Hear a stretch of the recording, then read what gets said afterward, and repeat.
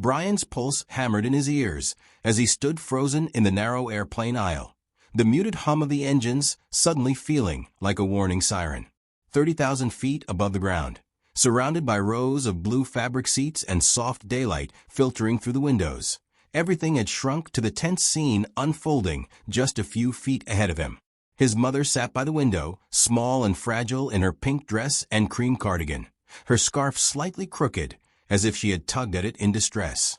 Her hands trembled on her lap, and towering over her, leaning forward with hostile energy, was Emma. Her floral white dress looked deceptively gentle, but her posture was anything but. One hand clutched a meal tray labeled in bold print, "Special meal, diabetic." The other hand sliced the air as she gestured sharply while raising her voice. Her curly blonde hair bounced with every aggressive tilt of her head. Passengers nearby stiffened, some pretending not to watch, others openly staring with wide eyes. Brian couldn't understand how such a simple moment had turned into something so absurd. He had stepped away from his mother's seat for less than a minute, picking up a dropped water bottle cap from the floor.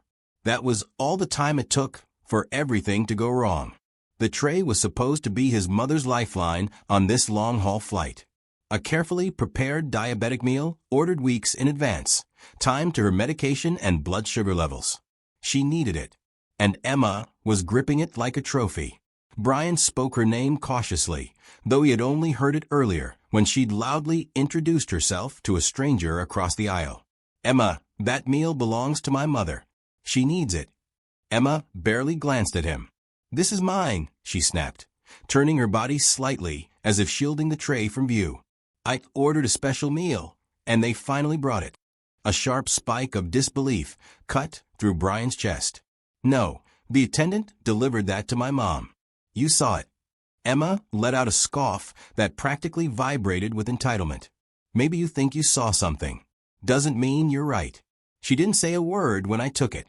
Brian looked at his mother, whose lips were pressed together in a tight, fearful line. She shook her head faintly, her eyes glistening. She had been too shocked to react when Emma reached over and lifted the tray off her table. The audacity of the act had stunned her into silence. He felt guilt coil deep inside him. He should have been watching. He should have been quicker. Before he could respond, a flight attendant approached, drawn by the raised voice, by the tension radiating across the aisle, by the worried glances of passengers. She stopped just behind Emma, taking in the scene with a professional calm that felt stretched thin. "Is there a problem here?" Her voice was steady, but her eyes flicked between Emma's grip on the tray and Brian's distressed mother.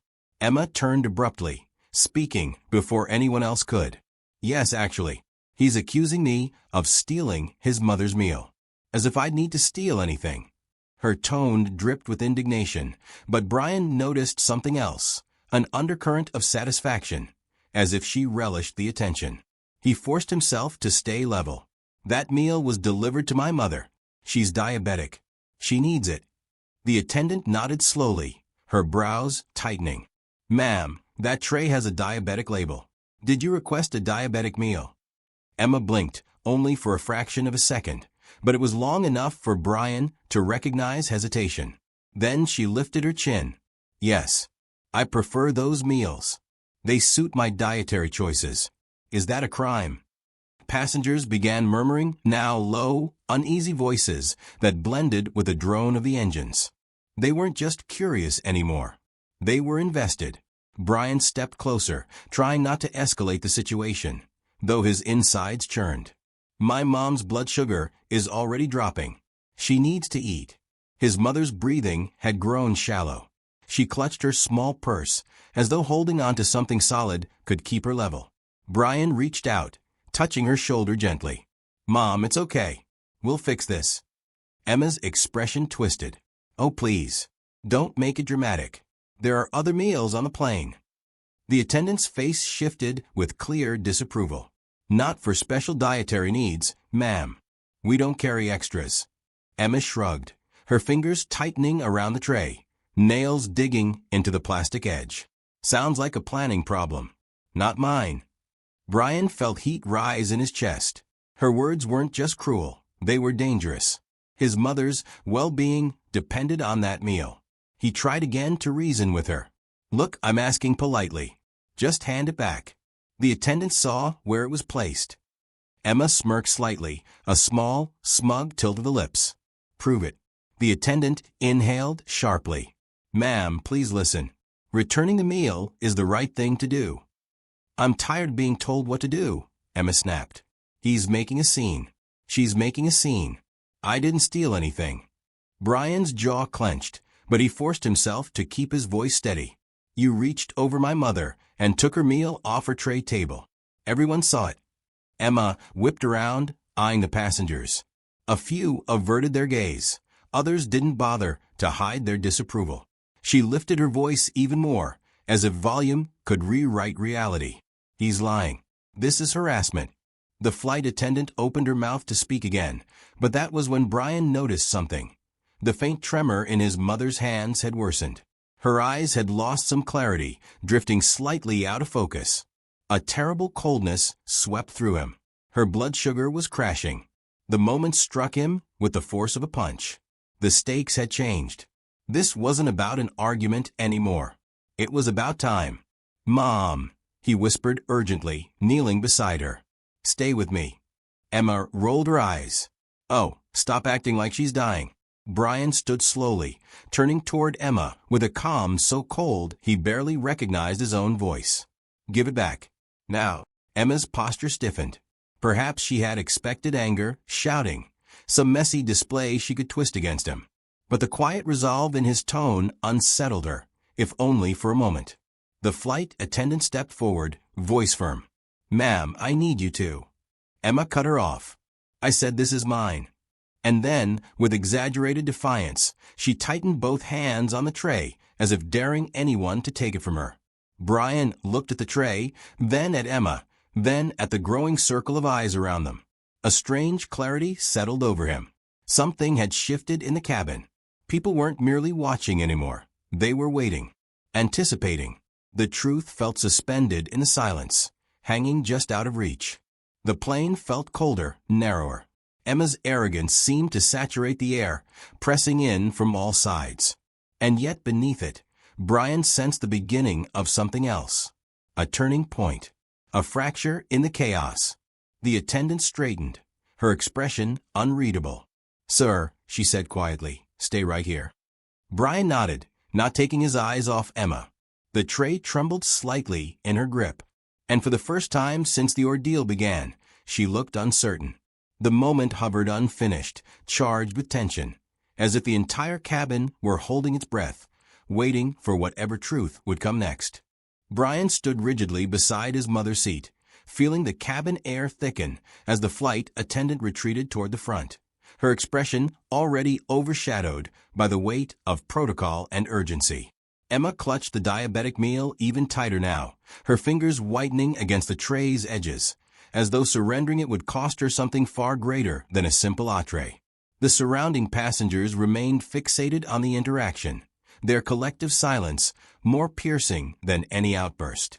Every second stretched thin, amplifying the steady hum of the engines into a low, foreboding tremor.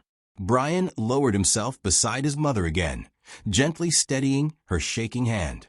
Her breathing had grown shallow, and her eyes brimmed with disoriented confusion. She attempted to smile, perhaps trying to reassure him, but it collapsed halfway, lost to the dizziness pulling her downward. He whispered for her to hold on, refusing to let fear commandeer his voice. He needed clarity, focus, control. But inside, panic coiled like a tightening rope. When he rose again, Emma's expression had shifted. The smugness was still there, but beneath it flickered something else. Perhaps doubt, perhaps fear that the situation was slipping from her hands. She glanced toward the front of the cabin, where the flight attendant had disappeared, then back at the tray, then at Brian as though reassessing the battlefield. "You really don't know when to stop, do you?" she muttered. "It's just a meal. She'll be fine."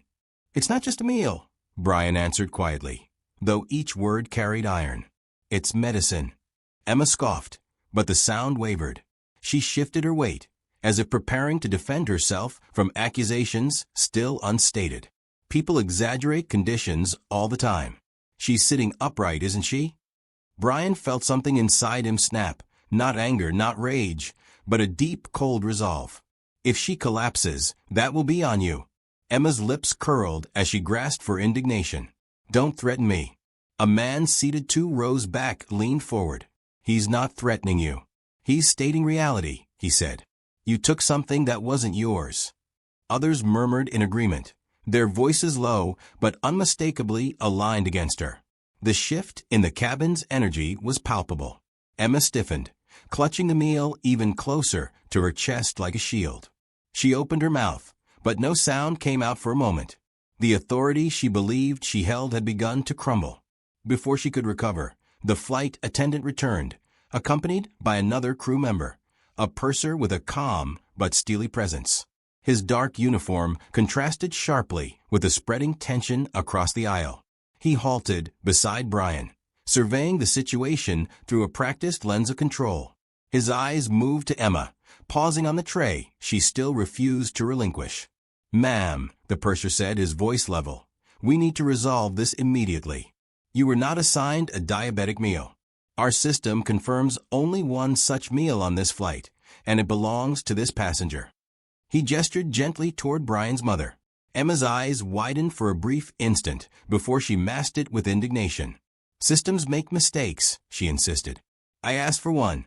They probably mix things up. We verify special meals during boarding," the purser replied. There was no mix-up. Her jaw tightened. She shot a quick glance at the passengers, now openly observing her, their silence stern, unyielding. The purser stepped slightly closer, not looming, but establishing an unmistakable boundary. "Return the tray," he instructed calmly. Emma hesitated. The resistance in her shoulders was unmistakable, but so was the tremor. Something in her expression suggested she had miscalculated her position, yet her pride kept her tethered to defiance. "I don't like being accused," she muttered, but the bravado sounded cracked. "He's making a spectacle for attention." The purser didn't react. Instead, he asked, "Do you deny that you removed the tray from this passenger's table?"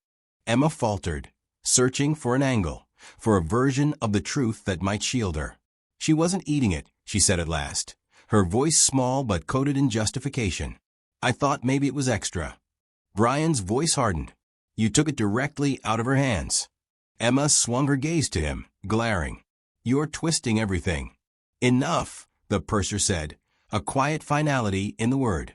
"Please hand it over." The cabin seemed to lean inward. Emma inhaled sharply, and for a moment it appeared she might comply. Her fingers loosened on one edge of the tray before gripping it again, as if the act of surrender would brand her permanently. She swallowed, eyes darting from Brian to his mother to the purser, then finally to the overhead camera positioned above their row. Her face drained slightly. She hadn't considered the camera until now. Brian saw the shift. The tremor of doubt became something more visible, fear. He seized the moment. "The camera saw everything," he said quietly, but loud enough for those nearby to hear. "There's nothing to argue about now." A ripple of whispers moved through the cabin. The purser's expression remained unchanged, but his presence grew heavier, more definitive. Emma's voice cracked. "You wouldn't check the footage over something this small. That's ridiculous." "It's procedure when passenger safety is involved," the purser replied. Emma hugged the tray to her chest, clutching it as though the label burned her skin. She glanced around once more, desperate for validation, for someone to take her side, but she found only eyes filled with disappointment, irritation, even disgust. The passengers she had hoped would see her as a victim now saw her as an aggressor. Her facade began to unravel. The confidence that had carried her through every raised voice and every denial was dissolving.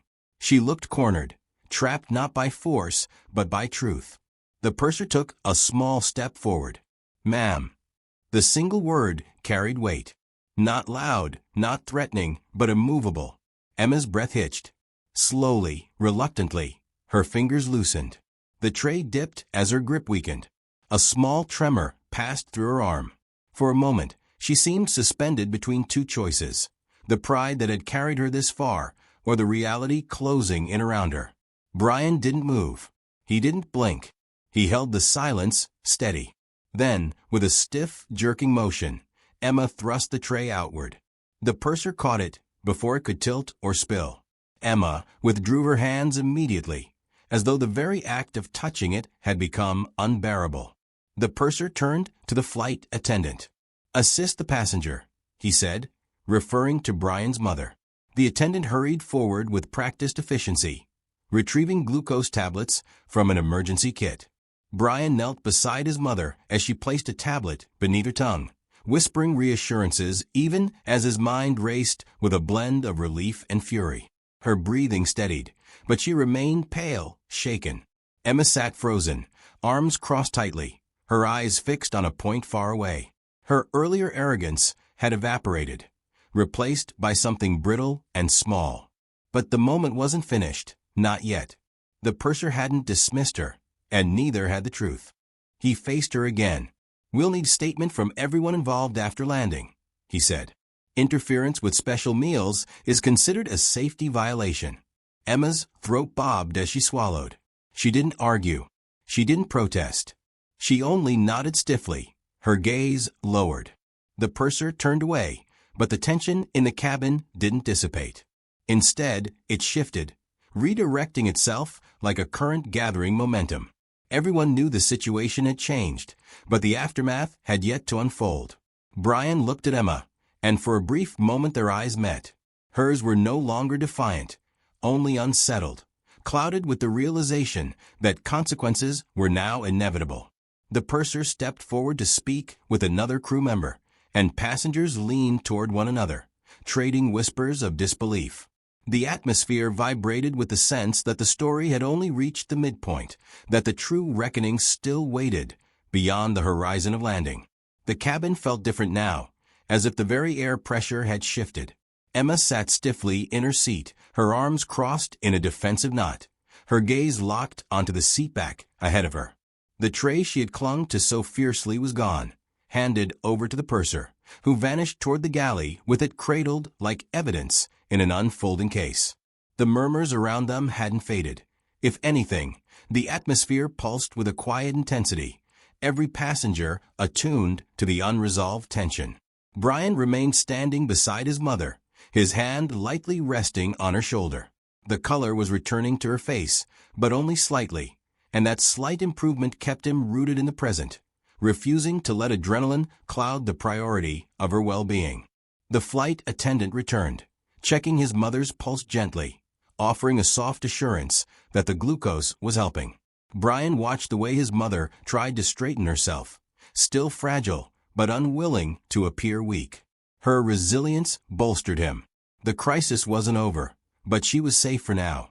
The purser reappeared, his expression firmer, sharper. He stopped beside Emma's row and spoke quietly, but his words carried weight. "Ma'am, for the remainder of the flight, you will remain seated unless given permission to move. We will be filing a formal report. Upon landing, authorities will meet the aircraft." A ripple of reaction spread through the cabin. Small gasps, raised brows, subtle nods of approval. Emma's composure cracked further. Her lips parted, trembling slightly as though forming a defense she no longer believed in. "This is ridiculous," she whispered, though the fight had drained from her voice. "I didn't mean any harm." The purser didn't respond immediately. His silence pressed on her, forcing her to confront the gravity she had tried so hard to minimize. Finally, he said, "Intent doesn't erase impact. Your actions endangered another passenger." Emma swallowed hard and nodded, a jerky, reluctant movement. With the crew's immediate tasks handled, the aisle cleared again. Brian finally allowed himself a breath that didn't feel like it had been held underwater. He sat beside his mother, helping her reposition her blanket as she leaned her head back. Her eyes flickered open to meet his. "I'm all right," she whispered. "Just shaken." He nodded, though his jaw remained tight with residual fury. "You shouldn't have had to go through that." She offered a faint smile. "Some people, they don't understand the consequences of their actions." He glanced toward Emma, who sat rigidly, her hands clasped so tightly her knuckles had turned the color of porcelain. She no longer looked like the defiant woman who had argued with him. She looked smaller, contained, as though the walls she'd built around her confidence had collapsed inward. Time passed with a tense quiet ruling the cabin. The lights dimmed as the aircraft entered a scheduled rest period, casting the rows in a dusk-like glow. Passengers drifted into soft conversations or silence, though Brian sensed they remained alert, waiting for the final resolution that loomed once the plane touched down. His mother slept lightly, her breathing steadier now, and he stayed beside her, unwilling to leave her unattended. At one point, the purser approached him again. "How is she feeling?" "Better," Brian answered. "Still tired. We've documented everything. The authorities will handle the rest after landing. You won't need to confront her again unless you choose to give a statement." Brian met the purser's gaze. "I'll give one." The purser nodded, then lowered his voice. "This is one of the clearest cases of interference I've seen.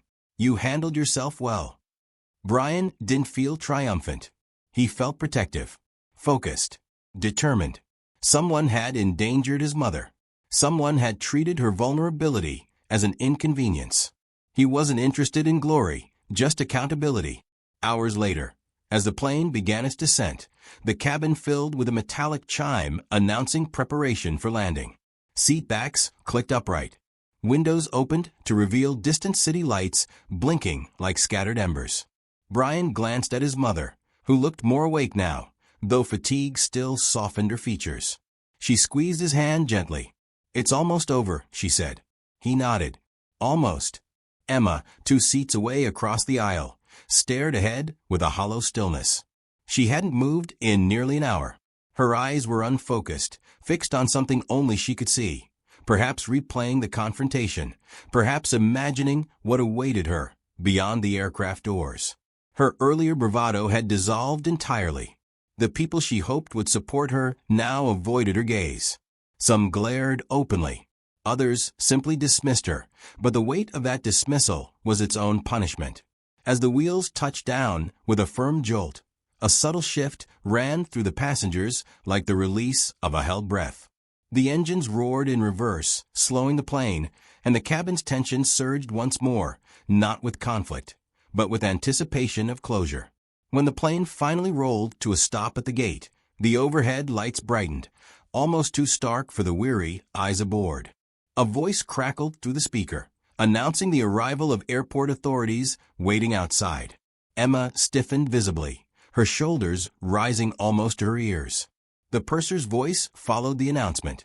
"Please remain seated until instructed otherwise." Brian didn't move. He stayed beside his mother, who now sat upright, calmer but observant. A moment later, 2 uniformed officers entered the aircraft. Their presence shifted the atmosphere entirely. Conversations halted. Even the engine hum seemed quieter. The purser guided them directly toward Emma.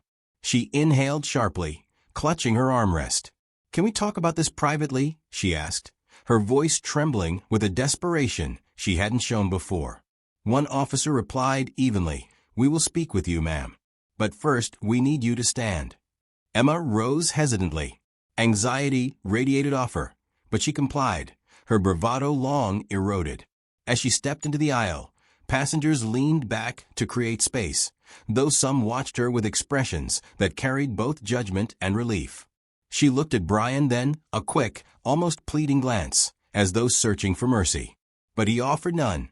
His expression remained steady, resolved. She looked away just as quickly, turning to follow the officers. The purser addressed her one final time. "Your actions today endangered another passenger's health. You'll have the opportunity to explain yourself." Emma closed her eyes briefly, then nodded, defeated. The officers guided her toward the exit, where she disappeared down the jet bridge and out of sight. The tension in the cabin began to dissolve into soft chatter, the kind that follows a storm's passing. Passengers gathered their belongings, speaking in low tones about what transpired. Some glanced at Brian with subtle nods of respect. The flight attendant approached his row once more. "We'll help you and your mother deplane last," she said. "Take your time." Brian helped his mother up slowly. She smiled at the attendant. "Thank you for everything."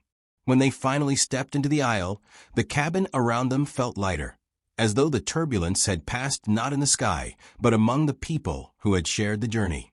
As they moved toward the front, Brian paused at the threshold of the aircraft, glancing down the jet bridge where Emma had vanished minutes earlier. A quiet sense of closure settled over him, tempered by the knowledge that consequences had only just begun for her. He turned back to his mother, guiding her forward. Their steps echoed softly in the corridor, leading them toward the terminal where statements would be made, questions asked, and the story concluded. But as they walked, Brian felt none of the heaviness he had carried earlier, only a steady, grounded certainty. Justice had caught up to Emma, and for the first time since the ordeal began, the path ahead felt clear.